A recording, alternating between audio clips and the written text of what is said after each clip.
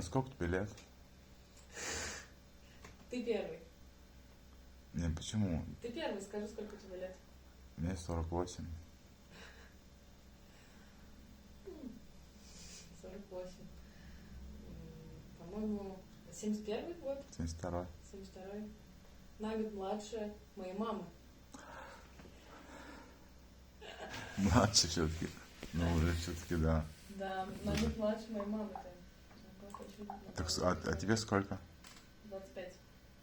Боже, ты 25 лет. И ты уже все, ты уже, короче, ты, в общем, можешь, в общем, мы говорили про то, что ты хочешь от своего избранника. Значит, Какие я хочу отношения. Да, какие отношения. То есть ты сказала, что ты хочешь, чтобы он не был... А? Себе на память оставишь? Да, может быть. Ну, давай повторишь. Мы говорили про инфантилизм. Да, я говорю про то, что женщины на самом деле, я думаю, что это в большей степени случилось после войны, когда мужчин стало мало, и все начали, женщины вдруг резко выбрали активную позицию, что надо каждого мужика, неважно, любого, пьянчушка, да, хоть какой вот под забором валяется, но главное, чтобы мужичок дома был. Вот эта позиция жертвенная, она до сих пор в женщинах осталась, хотя война уже давно за плечами за нашими, и уже можно забыть про этот опыт, но нет, до сих пор. Лишь бы был бы, лишь бы дома был, вот какой-никакой, но есть, ну бьет, ну и ладно, ну мужичок это. Вот это ужас, это полнейший ужас. Женщина, когда берет, она и дома, она и моет, и стирает, и готовит, и идет и деньги зарабатывает, и потом идет еще, потом бухло ему покупает, ставит вот так вот. Это пиздец для меня лично, я не понимаю, как можно. И когда, то есть для меня есть какие-то табу точно. Есть табу, и когда женщина мне говорит о том, что ну вот, я познакомилась с парнем, у нас такая любовь, такая страсть. Знаешь, когда есть такая фраза, что человек, пока он не познал свою тень, он думает, что это судьба. Мы иногда влюбляемся, думая, что это любовь, а это просто опыт для познания своей тени. То есть специальный опыт, который, чтобы ты увидел, как с тобой нельзя. Ты влюбляешься специально в такого человека, который будет тебя так унижать, чтобы ты понял, что это так с тобой никогда нельзя. А не для того, чтобы с этим человеком потом строить отношения на всю жизнь, терпеть. Вот. И когда девочки какие-нибудь мне рассказывают, вот я влюбилась, так сильно влюбилась. Что ты там вообще, во что ты там влюбиться успела? Я так влюбилась. Ну, это, наверное, они принимают вот это вожделение какое-то, интерес вот этот сексуальный, за какой-то вот влюбилась. И, и он ко мне переехал. Маменькин сын переехал. Как может мужчина переехать к женщине? Для меня это табу, первое табу, как минимум. Но все-таки я слышу... Если человек, если он не работает, не может обеспечить себя, не может обеспечить семью. Но почему такие все-таки разделы, все-таки почему мужская роль, она все-таки... Активная, женская, пассивная. Ну, ты же сама сказала, ты сказала пример, ты сказала пример, послушай, ты сказала пример, что вот ты была в отношениях с девушкой, и ты была в роли активной. Да, теперь, например, если взять также, получается, есть роли в отношениях, а есть твой род, у тебя род женский, но ты играла в тех отношениях роль мужскую. Каждому из нас есть много разных персонажей внутри. Да. Наш внутренний ребенок позволяет нам быть легкими, свободными. Я просто хотел договорить. Чувствовать интерес к жизни женщина внутренняя. И у каждого мужчины есть его внутренняя женщина. И она по-разному у всех инициирована. Я вижу разных мужчин. У кого-то очень хорошо принята его внутренняя женщина, кто-то очень сильно. Так нормально же, что могут быть возможны такие отношения, в которых женщина будет брать активную роль, а мужчина... Они есть, конечно. Так что это... Я говорю только про себя. Я не говорю за всех женщин этой планеты. Это же... А что в этом? Нет, ты же начала просто войны, что это из-за войны. Но, в принципе, из-за войны что-то да. Потому что я думаю, что из-за войны просто была нехватка мужчин. И как бы за мужчин так боролись. Начали бороться и до сих пор борются, хотя давно Не, а почему? А вот в Европе как бы такие отношения существуют. Какие? Ну вот, когда женщина сильная, а мужчина... Ну и это классно, это здорово смотрится, это, ну, Почему нет? Ты же сама... приятно. А что нет? Ты же сама была женщина, ты же сама активная. Ты же, послушай, Но с не тобой... мужчиной. Да какой, я кому? рядом с мужчиной, если буду себя всё. так вести, он мне нахер не будет нужен. Я скажу, иди отсюда. Ты чё вообще, лежишь тут? Так и было, собственно, да? с бывшим мужем. Только он за компьютер сел, а не лег. Неважно, лег он или сел. Сел и там, депрессия у тебя, иди нахер работать. Потому Окей. что Не, ну в это принципе, так. ну для Мама тебя не так. воспитала, дала мне в ручки перевоспитать. Это что за вообще? Не, ну почему это? Это же, ну может это все-таки... Почему есть мама, почему есть воспитание? Я не знаю, Ну, люди, при чём. Почему? люди вырастают. Потому что люди вырастают, мальчику 37 лет, а мамочка ему до сих пор трусишки и носочки покупает и во время секса с девушкой под закрытую дверь вот так пихает. Думаешь, нормально? Это здоровая ситуация. Не, ну я не Это знаю. Россия, дорогой. Ну, А если в Европе происходит такая же ну, херня? ты же, кстати, Я ты не же хочу была, это ты же... знать вообще даже. Потому что секс это для взрослых людей. Я не могу заниматься сексом с детьми. Не, ну, в Не важно, принципе, это не человек, важно. Ну, не в принципе, важно, это я ребенок. надеюсь, что Подожди. они тоже найдут... Этому ребенку 18 лет или 48, неважно. Понимаешь? То есть уже секс это для взрослых. Секс это для взрослых. О, вот это, мы это назовем секс это для взрослых. Вау, секс для взрослых. Секс это для взрослых. Когда мужчина проявляет себя как ребенок, у меня резко пропадает к нему любое сексуальное желание, даже если оно было максимально огромным, просто я хотела, не могла, быстрее бери меня и все такое. Только начинается вот это вот какое-то, ну я не знаю даже как это описать, но это поведение ребенка, мальчик обиделся, о господи, боже мой, мальчик обиделся. А как приятно, когда ты с мужчиной, когда он достоинство А свое ты сама- держит, когда он внутренний центр свой держит, когда он общается. А ты сама обижаешься? Нет. Тоже нет. Это деструктивная эмоция. Зачем? Я либо выскажу свое недовольство прямо здесь и сейчас, мы обсудим на месте, поймем, и это просто я не поняла тебя правильно, или это мы действительно в этом не сходимся. Ну, как бы, не сходимся, либо примем, либо это будет для нас точка расхождения совсем. Но как бы обижаться вообще нет смысла. Ну, что такое обиделся? Это эмоция ребенка. Обижаются дети. Взрослые, у взрослых другие игры, они мне интересны больше.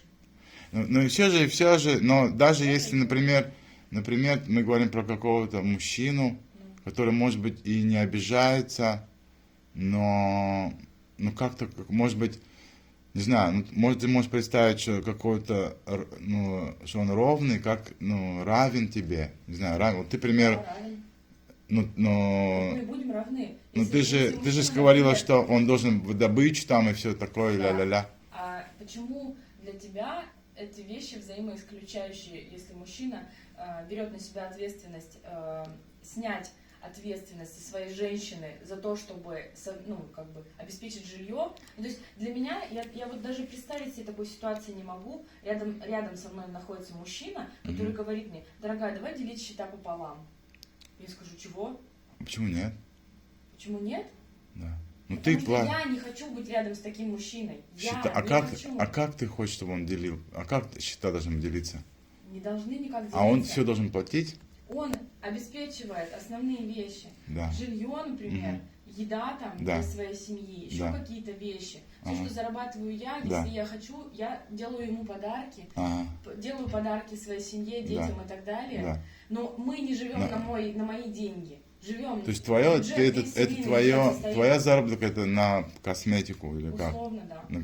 Да. А если ты вдруг ты станешь очень, как сказать, успешной и будешь зарабатывать очень много Мне денег. неинтересны люди, которые не развиваются со мной параллельно. Я это замечаю уже. Ну вдруг ты же развилась, к примеру, ты 5 Ну, лет. я развилась, у меня теперь денег там 10 Да. раз больше я зарабатываю, чем мой Да, мужчина. чё теперь? Если он не идет рядом со мной, Да. ну мы расходимся. Не расходит, он тоже должен зарабатывать. зарабатывать столько, да, получается? Ну да, вместе идем и развиваемся одинаково. То есть равен именно в этом смысле равен. В зарплате. В интеллекте, в Ну, если он тоже зарплате, интеллект, ну, например, он в ещё другом, чём-то. он, например, не знаю, он что-то занимает, он успешный, например, тренер по боксу, например. Ну, допустим. Ну, Чем успешный. определяется? Медалями? Успешный, у него есть ученики. А чем? У него есть ученики, у него есть имя. И у него он не выбрал, ну, зарплата у него не очень большая. Давай сразу, это нереалистичный пример, потому что Yes. тренер для бокса мне не интересен будет. Ну, тренер по математике. Нет, Тоже нет. тоже нет. А что, какой у тебя уровень человека тебе подходит? Вот если ты подумаешь сейчас от своей, сейчас, вот, например, Магараджа, Шрамад Брагватам, например, автор вот этой книжки, ты будешь его? Можешь быть его? Духовный гуру типа? Да. Да, вполне. Даже Ну, ты не ну, видела, это как он, определенно- ты его видела? Ты его не видела еще, но уже нормально. Но это определенная такая, все равно в своей жизни берется аскеза, когда ты вступаешь в брак с человеком, у которого миссия его по жизни это передавать другим людям знания. Это значит, что он не будет с семьей. То есть, скорее всего, возможно, он может быть хорошим мужем, порядочным семьянином там и там все деньги, которые он зарабатывает, он будет, но его не физически его не будет дома. Потому что он все время будет в лекциях, в учениках. А все-таки ты хочешь, чтобы он физически был все-таки дома? Ну, То есть, как-то, чуть-чуть, в смысле, что быть вместе, конечно, не просто, чтобы человек там, я просто тоже знаю таких, у меня почти был такой роман, где вот мужчина, он в своем предназначении, он в нем тотально погружен, он целитель, и вот он вот так вот, он в работе, он трудоголик, он оттуда не выныривает, и, это Тоже очень нет. сложно. тоже нет. А как держать? Хочется отношения все равно в первую очередь это про проводить время вместе, в кайфе. То есть, а зачем они вообще тогда нужны? То есть, мы сейчас поговорили про какую-то материальную сторону этого вопроса, про какие-то бюрократические Да, вещи. да. А не бюрократические вещи заключаются в том, что тебе кайфово проводить время с этим человеком, кайфово с ним вместе готовить еду, ходить в кино, гулять, трахаться, ездить в путешествия, что-то еще делать. Если этого всего нет, где отношения? Ну, они есть, но они может быть, есть, нет. Есть, нет. Нет, есть, нет. Есть. Тоже я Тоже нет. себя люблю или не очень себя люблю, чтобы себе такое позволить. Я не готова. Не готова сидеть и ждать. Ты, в принципе, Идет мой любимый. В принципе, ты считаешь, что все это реалистично, твои ожидания? Думаешь, нет? Не, я спрашиваю. Я не знаю, тут, я не знаю. Как ты считаешь, у тебя? Я вижу вокруг себя людей, которые говорят мне, что это называется демотиватор. У меня есть такая подружка с ДЦП, у нее интересные такие, вообще у нее интересный словарный запас. Я понимаю, о чем это. Когда тебе человек говорит, что то, что ты хочешь, или то, что ты веришь, или мечтаешь, это нереально, надо снизить ожидания. Ожидание это одно. Ожидание это когда я сижу, рисую себе волшебные замки, а другое это когда я знаю свои потребности, свои желания, и я их придерживаюсь, потому что я знаю, я уже много раз так делала, что я соглашалась на меньшее, таким образом я предавала себя, была несчастна в отношениях и уходила оттуда. И больше я так не хочу. Поэтому вот. А как ты же знаешь про феминизм? Как ты относишься к феминизму? Отлично, я отношусь к феминизму, читаю книжки про это. И как вообще может относиться госпожа к феминизму, извините Госпожа, меня? я не знаю, что такое госпожа. Это госпожа, Королева. это... А? Королева. Королева. Слушай, это все-таки, мне кажется, я не знаю, феминизм все-таки роли вот такие, как-то, не знаю... Я никогда в жизни не скачу в ресторане и не скажу, нет, не надо за меня платить, давай делить счет.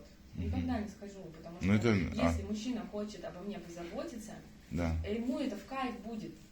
А мне будет в кайф принять эту заботу. Зачем я буду лишать? А потом, и ты не чувствуешь, но все-таки вот этим... Не вообще, окей, но вот через это действие ты не чувствуешь, что все-таки потом ты будешь играть какие-то роли? Нет. Как же? Это все же роли. Ты же описала роль. Какую роль? Ты же описала роль, у тебя еще нет, еще объекта нет, а уже роли есть. Что значит объекта нет? Объекта нет же, нет у тебя сейчас определенного человека, про которого сейчас мы говорим. С которым я в отношениях нет. Ну да. Но есть, Получается- есть мужчины, с которыми я Ну, встречаюсь. понимаю, свидания. ну да, но Ну. они еще не там, они еще же не там, Там это где? ну, они же не в этой роли. Или они Да. могут быть, они, Они не в этой роли. ну, не в этой роли. Но роль уже есть, у тебя же есть роль. Ты написала Не сценарий. Не роль. Сценарий, там есть Ну, роль. Ты перейдешь. Почему? Потому что роль и сценарий это одно, а знать свои потребности, знать свои желания это другое. То же самое. Это У тебя что то кино, самое, ты да. пишешь твое кино, и там вот ты написал кино, и свой все такое знаешь, и там у тебя есть роли, твоя роль, и того роль. И вот и пошло роль. А потом Ну, просто хорошо, я если тебе че. так хочется. Не, просто я говорю, что мы просто есть опасность же, что ты роль уже начали играть, все роли. А потом вроде бы все так, а не так. Знаешь, начинается. И ты уже он уже все, а он-то все сделал, все, что надо было, уже все заплатил, и все то, все. И что? А вдруг, это самое. Да, Знаешь, был анекдот, спрашивают, ну, сказали ему жениться, человеку сказали жениться. Он говорит, зачем жениться? Он говорит, ну как, ты будешь умирать, и там Кто тебе подаст тебе? воды, Да. да, а потом раз, и все, воды не хочется. Понимаешь, бывает так тоже. Бывает, у людей разный выбор. Все, мы сейчас говорим о частном случае, о моем частном Да. случае, а не о том, Да. не обо всех мужчинах, обо всех женщинах этой земли. Я не говорю как правильно, я говорю как правильно для меня. Понятно. Если это звучит так, как будто я говорю, что это правильно для всех, то я извиняюсь за свой тон, я говорю только про себя, про то, как правильно для меня. Всё. Мы только все желаем тебе в этом, ну, чтобы это кино сработало, конечно. И там ты была, там Алена В главной роли, да? в главной роли, и там, чтобы все это было. А сколько детей у тебя хочешь быть? Ну, 2 минимум, 2 минимум. А максимум? хоть 10. Хоть 10, как пойдет. Ну, у меня есть ресурс настолько, да. Ресурс какой-то физический. Любой, физический. Есть женщины, которые рожают одного ребенка и говорят, господи, я не могу его любить, мне не хватает любви вообще Да. на этого одного бедного человека. И потом мучаются всю жизнь и говорят, никогда не рожай, потому что это мучение, это потом столько обязанностей. Я так ни к этому не отношусь и никогда не относилась. Так ты пока, Аймон, ты, во-первых, ты же все сказал, что должен быть этот человек, кто это все будет, как говорится, финансировать. Финансировать. Его еще нет, короче. Но ты уже... В общем, это про кино мы говорим. Мы про это кино говорим, и ты в этом кино, в твоей роли, у тебя есть этот ресурс. Да. Но пока мы еще не нашли, как говорится, этого главного... Как называется главный персонаж? Мгм. Не главный, а второстепенный, понятно же. Второстепенный. Второстепенный персонаж там кино Почему это на сделано? мужскую роль. Мы на мужскую роль. В общем, Первостепенный мы тут же персонаж. начали, мы кастинг, мы скоро начнем производить кастинг, думаем, может быть у тебя слушающего тоже возникнет, как говорится, Ну что ты желание. говоришь, ты будешь это выкладывать? Конечно, буду. Ты не будешь это выкладывать. В общем, мы заканчиваем.